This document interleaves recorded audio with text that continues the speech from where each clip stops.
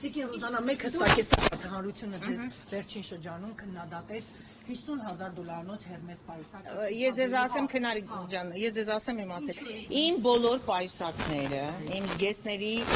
99% եւ ավելին ձեռքաբերված Հայաստանի Հանրապետությունից Երևան քաղաքից տվյալ պայուսակը, որը ասում են, որ կոկորդիլոսի կաշի է, ինչքան գիտեմ ուրախ ավտոբուսում կա կոկորդիլոսի մասնագիր։ Ես իրան ասեմ, որ ձեռքաբերվել այդ կոկորդիլոսագետներով կարող են հավաքվել ուրեմն Մաշտոցի պողոտայի սկզբից մինչև Մատերանադարանի վերջը այդպիսի պայուսակներ գոյություն ունեն, դա նման է Հերմես պայուսակին, ինքը Հերմեսի ոչ մի ֆինանսական,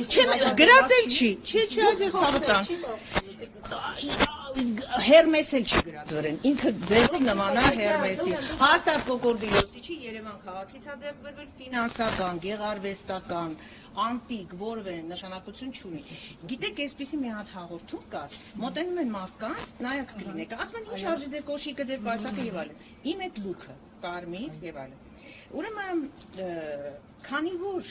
փոքրիկ ավտոբուսի անձնակազմը Փարիզում չի եղել կամ նոր ասել գնա, ես 94 թվականից եմ, երբ որ Սերան Օայանին չեմ էլ ճանաչել այդ ժամանակ։ Տվյալ գրած էր, որ ես ինչ-որ ուրեմն այդ կաֆեն շատ հանգարդա սովորական բրասերի է,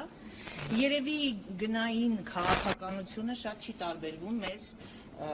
պետության մեջ Երևան քաղաքում գոյություն ունեցող մեկ։ Այնտեղ շարֆ էր գցած իմ վզին, որը 27 եվրո արժի, պրոմոդ է։ Այնտեղ ուրեմն կոֆտա էր, հակս կարմիր գույնի, որը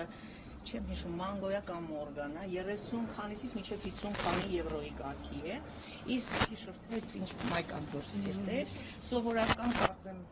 Երևանի բազից, թե որտեղից 5,000 դրամ։ Ես սովորական պայուսակ, ոչ, գնված է Երևան քաղաքանում։